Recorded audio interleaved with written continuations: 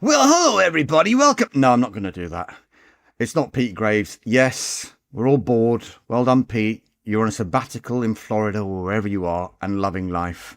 But this is a special episode of the Transfer Talk podcast with me, Dharmesh Sheth, because the last one we recorded, it kind of got dated very, very quickly because of a certain move for Eberechi Eze. It was all set for Tottenham Hotspur, and now it's all set for Arsenal. Delighted to say ESPN Sam Ty joins me. Hello there, Sam. Hello, my friend. Quiet one? Yeah, could say that. Later, I'm joined by Sky Sports News reporter Michael Bridge. But Sam, let's get straight into this. Was this one of those we'll look back on and think, oh, I remember where I was when I heard that Arsenal had hijacked the Eze deal? I think so, yeah. And somewhat fittingly, I was sat on my sofa watching Stranger Things. I'm doing a big rewatch ahead of the final season that's coming at the end of this year. And that's quite fitting, isn't it, for one of the most prominent transfer hijackings that we will probably ever see. These are very rare. These are very exciting. They're pretty heartbreaking if you're on the wrong end of it. But that's why we're here to discuss it, because this is big, big news. I know people in football will shout, "Oh, nothing surprises me in football," and they say it in that kind of voice as well. But did this one catch you off guard? Big time, yeah. I mean, come on, like there are many elements to it, and we'll get into it all. But just the very fact that it's all been so public and it was also fast, and it's between these two clubs as well. I mean, it's just ridiculous, absolutely ridiculous. Okay, look, let's just get into how this deal materialised, because this wasn't one of those ones where Arsenal just came in the last couple of days and got the deal done. Look, there is an element of that in there, but there's been a long-standing interest in Eberechi Eze from Arsenal, as there has been admittedly from Tottenham Hotspur as well. But you've also got to remember there's history. He's a boyhood Arsenal fan. He was in the youth ranks at Arsenal before not making it there and got moved on when he was 13 years old. Now, as far as this transfer window is concerned, Sam, I was told this interest was there from June. They made initial contacts in June. They explored the conditions of a deal in June. I was then told by certain sources that, look, the interest is there, but it's going to go quiet for a little while because Arsenal have got priorities in other areas. They wanted to get various deals done, like Zubimendi, chasing Gyökeres. They didn't know how long that was going to take, and other deals as well, including Noni Madueke, among others. There was also the issue of the Ethan Nwaneri contract, because there was a real feeling that that one could have gone the other way for Arsenal. At the end of the final year, there was interest from clubs, particularly Borussia Dortmund, but they managed to get that deal over the line as well. Then I was told it will be revisited later in the window. But then the Spurs interest emerged, and it felt like Arsenal had cooled their interest totally, and he was going to go to Spurs. Spurs agree a deal. Then there's an injury, and we still don't know how long he's going to be out for, to Kai Havertz. And then Arsenal felt that they needed reinforcements in that attacking area. That's bad news for Tottenham Hotspur, obviously. So Tottenham Hotspur agree a deal with Crystal Palace. They work hard to agree that deal. And I know a lot of Spurs fans are saying, well, how come it took so long for Spurs to do that deal and Arsenal to agree? Because all Arsenal had to do was to match the Tottenham Hotspur deal if they were going to go for Eze, which is what they did. I think Tottenham Hotspur, they were even looking at trying to get Richarlison to Crystal Palace in order to get Eze to Tottenham Hotspur, free up a striking space, and then maybe rival Newcastle United for Yohan Wissa. But once Arsenal came back in, £60 million plus £7.5 million in performance-related add-ons, Eze's mind was made up, personal terms agreed, but it should be said a lot of that work was done in those initial explorations of the conditions of a deal back in June.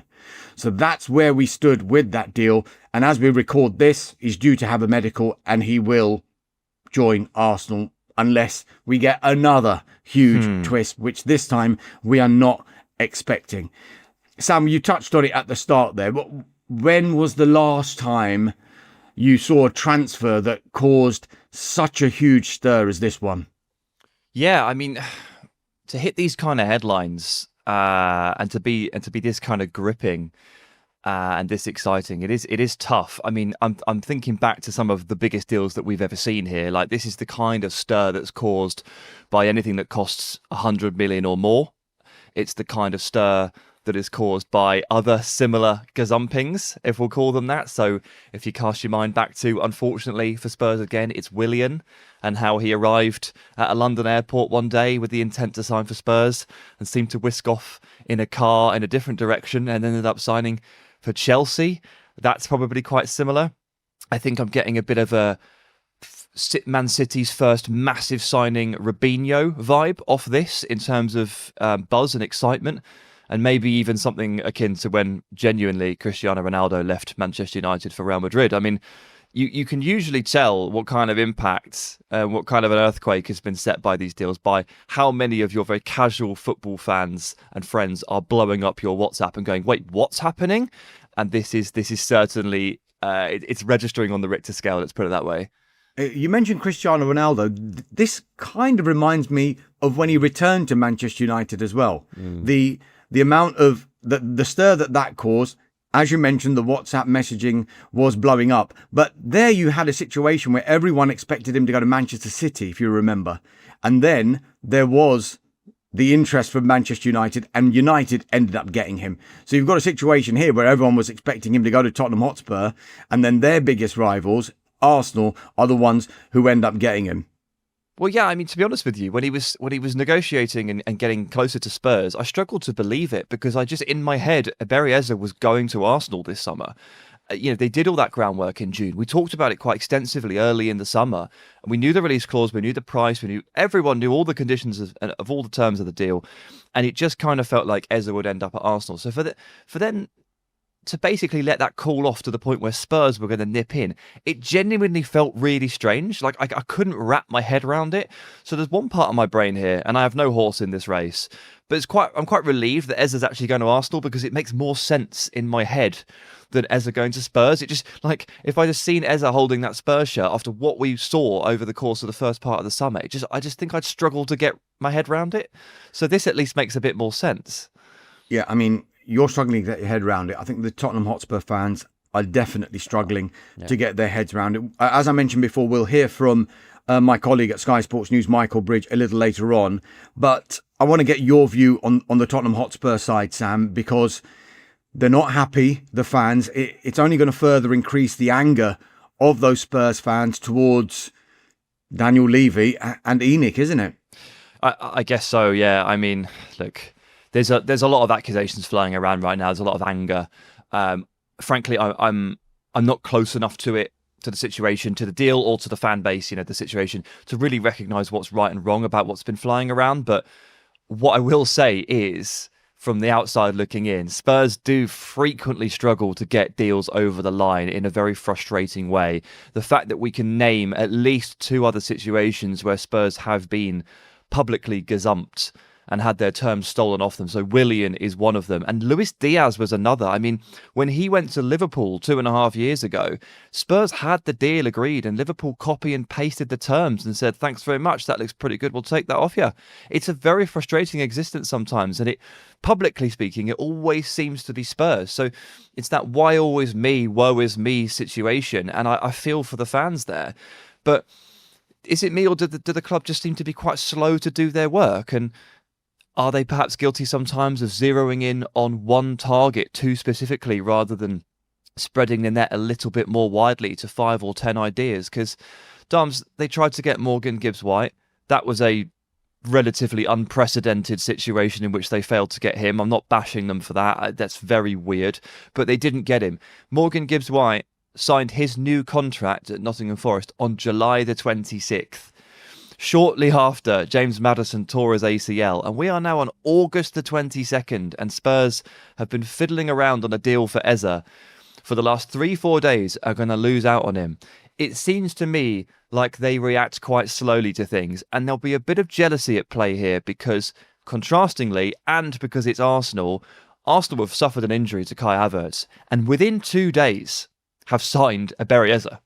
Now that is fast. I appreciate they already had the conditions sorted, but they've just it's decisive process, and it's what Spurs seem to lack, and that's frustrating. And what I would say, look, I'm not disagreeing with anything you said. That's all fair. If I was to do it from Tottenham Hotspur side on a couple of things that you've said there. First of all, the Luis Diaz situation. Liverpool were in the driving seat initially because they said, we'll bring you in next summer. And it was only when Tottenham Hotspur went in January that they had to put forward their plans, because Porto had kind of had an agreement with Liverpool for that summer, and they were almost duty bound to tell Liverpool, look, we've accepted Tottenham Hotspur's bid because they want to do that deal now. Yeah. And clearly Porto wanted to get some money in at that stage of the season. So I think that one, yeah, you could say maybe, but I think a little bit unfair towards Spurs with Luis Diaz, only because I think he was always going to go to Liverpool. It was just a timing thing. Okay. What I would say about the Eze deal with Tottenham Hotspur as well, I know that a lot of the Tottenham Hotspur fans are angry because they felt that they could have acted quicker, but we should also remember that they did actually agree a deal with Crystal Palace for Eberechi Eze. So they did get the agreement done. It's only when Arsenal came in, then it's the will of the player. And the will of the player, if those two clubs had agreed a deal, was always going to be Arsenal, for all of the reasons that we've mentioned before, because of what had happened earlier on in this transfer window, and maybe historically as well. Maybe a bit of unfinished business for Eze himself to play for his boyhood club, but also a bit of a fairy tale ending for him, I suppose. You know, gets to Arsenal at a young age, wants to make it at Arsenal, gets turned away, and then, 14 odd years later, here I am again, bigger and better. I understand that Spurs did thrash out the deal for Eze. I think the frustration there is that if Gibbs White signs his new contract 20 days before the season starts, and it's not until the season starts and actually Arsenal play Man United that Kai Havertz picks up an injury, that's basically quite a long time, right? That's 2 weeks, it's 20 days, it's whatever it might be for Spurs to sort this out. And they just let it go on a little bit too long and allowed a situation maybe where another party could come in if they needed to. I appreciate the catalyst is Arsenal having to step in because of Kai Havertz, but if Spurs had sorted this out before August started, then none of this would actually happen. That's the feeling I'm getting from Spurs fans, and that's the frustration I'm getting. Yeah, I think frustration is an understatement at the moment, Sam. Just on the fee itself, we mentioned it before, it's a guaranteed £60 million plus a further £7.5 million in performance-related add-ons. So it's more or less what the release clause was. I'm guessing we're not privy to the actual conditions and the payment terms, but I'm sure that there will have been some discussion over how this fee would be paid, and maybe is it different to how the release clause was set out, or is it the same? But look, it is basically a figure that Crystal Palace had put in a release clause and that Eberechi Eze had agreed to, even though that release clause expired the day before the season started. Who's got a good deal here? Arsenal or Palace or both? Well, look, from Palace's perspective, it is, if these add-ons are met, and I don't know how achievable they are, Dharmesh, to use the buzzword of the summer. Achievable add-ons, difficult to achieve add-ons, I don't know. But let's say they're reasonable. We're going to get to £67.5 million here. That is by a distance a club record sale for Crystal Palace. Michael Olise went for 50 million last summer. Wan-Bissaka cost about the same several years ago, but we're whacking another 17.5 million, on top of this. It's big money. It's big money. And you mentioned it being a bit of a storybook ending for Eze in terms of rocking back up at his boyhood club. And bit of a storybook ending for Palace too. You know, scores the winning goal in an FA Cup final. Also, to note, scored in the quarter-final and the semi-final. He was Mr. Decisive in this run. Wins the Community Shield and departs for a huge amount of money. I mean, it's great stuff from Palace's perspective. You couldn't write it any better. And from Arsenal's perspective, well, you know me, Dums. I'm never going to change. I'm always going to sit here and say, well, it's probably about £10 million too much, because that's basically my personal brand at this point. But I do kind of feel that's the situation. We look at these Premier League wingers moving clubs all summer. We look at the benchmarking fees. Eze's ended up towards the top end of that bracket, along with Cunha and Mbeumo. and he's 27 years of age. And a lot of the 23-year-olds are moving for a little bit less, and they've got a bit more resale value, a bit of a longer tail in terms of a career. So I don't know. I think it's probably a tiny bit high, but you have to like establish and respect the fact that this is not a normal situation. Like, they are reacting to an injury. There is a little bit of panic happening here from Arsenal. You are going to pay a little bit more than you want to in that situation. Well, it looks like it's going to happen now. Anyway, Eberechi Eze to Arsenal. So let's talk about the kind of impact he can have at the club, Sam. First of all, does he start for Arsenal? Well, I think there's only about, 5 maybe like guaranteed starters for Arsenal these days, which is how it should be. You need good competition in the squad. You got a lot of games to get through, and you need a stacked squad of players. I think nothing spells that out more than them spending 48 million rising into the mid-50s for Noni Madueke, whose best position is Bukayo Saka's position. Arsenal were taking squad depth and quality very, very seriously here. So Eze cannot step into this situation and expect to be an every week starter. But he offers something very pleasingly different to the other left wingers they have. And that means that for some games, Arteta will say, Eze's my guy. And for others, he'll say, I think I prefer Martinelli here. So that's a healthy situation to be in. And yes, of course, he's good enough to play a substantial number of games for the club, even if he's not a guaranteed starter like Saka. Yeah, you focused on Martinelli there in that particular position. Is that his best position, or maybe more central? So interestingly, for Glasner, he has played somewhere in the middle of the two, right? Like, he's played as the wide 10 that we talk about a lot with Burmo and Cunha in Amorim's system at Manchester United. Glasner uses the same front three shape. So Eze has played kind of left winger, kind of 10 for the last couple of years, and he's been superb at it.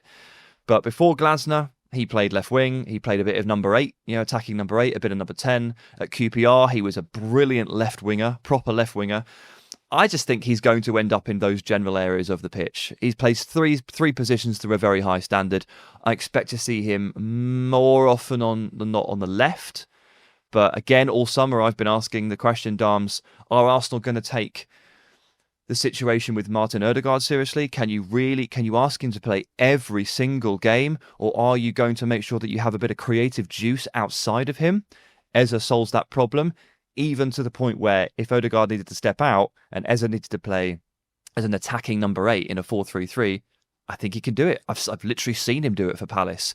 So more often on the left, but with a really pleasing amount of positional versatility that I don't know if you've noticed, but Arteta doesn't really seem to sign players unless they can play 2 or 3 positions outside of the absolute specialists like a Gyökeres or a goalkeeper.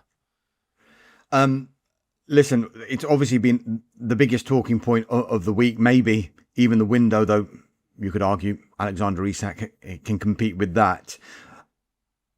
What a lot of people are saying when I'm listening on the radio and when I'm watching the pundits and the experts on TV, the kind of buzz phrase here is Mikel Arteta now has no excuse.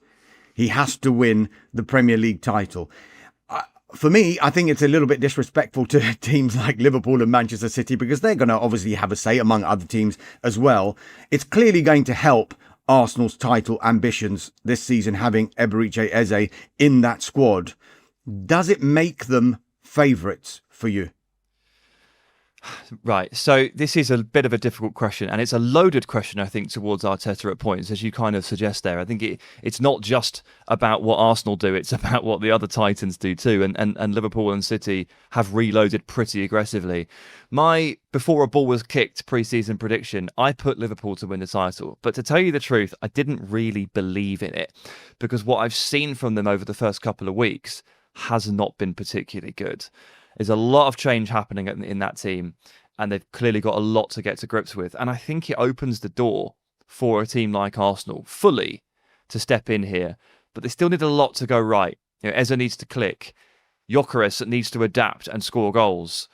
It's not as simple as you have all these players now, let's go and do it. Liverpool's opening 2 performances tell you that just because you have really good players doesn't mean you play well. So it's a bit of a cowardly answer. We have to wait and see. But Arsenal, I think, in adding Eze, they actually do finally have enough firepower to make a proper fist of this. Whereas before adding him, I really wasn't convinced that they had enough goals and enough creativity in the team to genuinely go the distance. Yeah, so Eze on his way, adds to Kepa, Mosquera, Norgard, Madueke, Zubamendi, and Gyökeres as well. Big summer. I think it's a big window, isn't it? I think the rest of this transfer window will be focused on sales for Arsenal. Alexander Zinchenko, Fabio Vieira, Reece Nelson, Jakob Kivior, Albert Sambi Lokonga. They will listen to suitable offers for all of those. But look, as we promised you right at the top of the show, I'm delighted to say that we're now joined by my colleague, Michael Bridge. Michael, great to see you.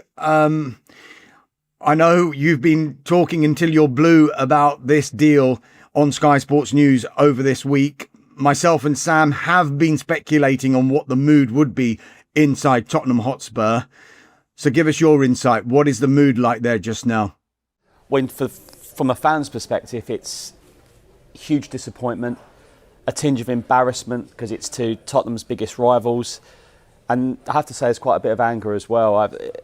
Obviously, everything is now on social media. Goodness knows what social media would have been like when Sol Campbell joined Arsenal from Spurs, and on that day, probably the biggest, most controversial move in Premier League history. But this one hurts because Spurs should have got this done a while ago. Okay, negotiations take time.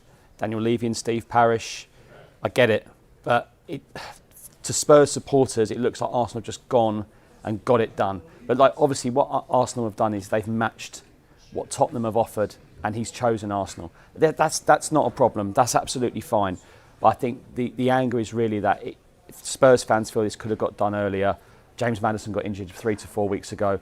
Kai Havertz got injured 2 to 3 days ago. Michael, why didn't Spurs just pay the release fee before it expired? Those words, release clause, that is the worst 2 words for Spurs this transfer window. Obviously, we've got the Morgan Gibbs-White situation as well. I think if you look at it, what are Arsenal paying now? What is it, about sort of 60 million with 7 million in add-ons, which will probably be achievable. I think looking at it now, I just feel Spurs will get a number 10 because they have to. They will get one, but will they overpay? Will they pay 5-6 million more than they should? And then people will say, why didn't they just do that for Eze? So, look, we don't know the absolute intricate details. Only Daniel Levy will know that, the final details. But, from what I'm told, Spurs were happy with what they did. They thought they did everything. They thought they had. They know they had an agreement with the club. They thought they had an agreement with the player. But they just view it as he's chosen the club he supported as a boy, and that's how they see it. But I don't think the fans feel that at the moment. So what's next then? Who are Tottenham's other targets? Where are they going to turn? Well, I don't think they'll turn to anyone in the Premier League. They like Monaco's Magnus Agliuc. He's got a wonderful left foot. He's a number 10. Spoke to someone who watches a lot of French football. He says he drops deep a lot, which is what really Thomas Frank wants more in a number 10. If you look at it, he wanted Morgan Gibbs-White and before Eze. Morgan Gibbs-White and Eze are 2 completely different players. So I'm intrigued to see who they go for. As I say, they will get someone because they have to. But I don't think they'll now be shopping in the Premier League. I mean, it was a wild week, wasn't it, Michael? There was also that talk that Tottenham Hotspur were considering a deal whereby Richarlison would be part of the deal that brought Eze to Tottenham Hotspur, freeing up some space to try and get Yohan Wissa from Brentford. It sounded a really convoluted and almost impossible looking deal because you're looking at 3 different players required to go to 3 different clubs. And if one doesn't want to go, then that kind of move falls through. There's clearly an interest in Yohan Wissa. Is there still a chance that Tottenham Hotspur will go for him with or without Richarlison leaving the club? It sounds like a complicated house move, doesn't it? I mean, it's... Look, I've been quite consistent on this all summer. I don't think Spurs will sign Yohan Wissa for a couple of reasons, and I think one of the main reasons is because I think he's very far down the line with Newcastle United. They're not down the line in terms of a fee, but I just think his mind and heart is there already. I don't think Thomas Frank wants to overly upset Brentford either. He's never been the top target for Spurs. In terms of Richarlison, I don't know how serious and how far that conversation went in terms of Palace being offered him. I don't think you see those kind of deals really anymore either. And look, you know, it's probably going to upset Richarlison a little bit as well. He's just come off the back of a very good performance against PSG, 2 goals against Burnley, one of them potentially a goal of the season contender already. So look, it's the week started well for Tottenham because Christian Romero, Tottenham's captain, new captain, has now signed a long-term contract. At the start of the summer, it looked like he was probably on the way out. So that was good news. The Burnley performance was good news. What I've seen so far under Thomas Frank has been good. But they need to bring players in because the simple fact is Spurs will not be able to compete in the Premier League on Saturdays, in the Champions League Tuesdays, the Premier League Sundays, the Champions League Wednesdays. He will not be able to compete with the current squad he's got. James Maddison's out till March, April, maybe even May. Dejan Kulusevski's probably out till December, earliest. They need to get a number 10, they need to get a left winger, and they need to get a defender. But the urgency is these 2 forward players, a 10 and a winger. Great stuff, Michael. Thank you very much indeed. So it has been an incredible week in this summer's transfer window. Eberechi Eze was on his way to Tottenham Hotspur, and now he's on his way to their big North London rivals, Arsenal. Michael Bridge, thanks very much. And Sam Tighe, thanks for your time again. We'll see you soon. Thank you, mate. And thank you for listening to you guys to this special episode of the Transfer Talk podcast. We'll be back on Wednesday with a full episode as we preview the last few days of this window. It's going to get interesting.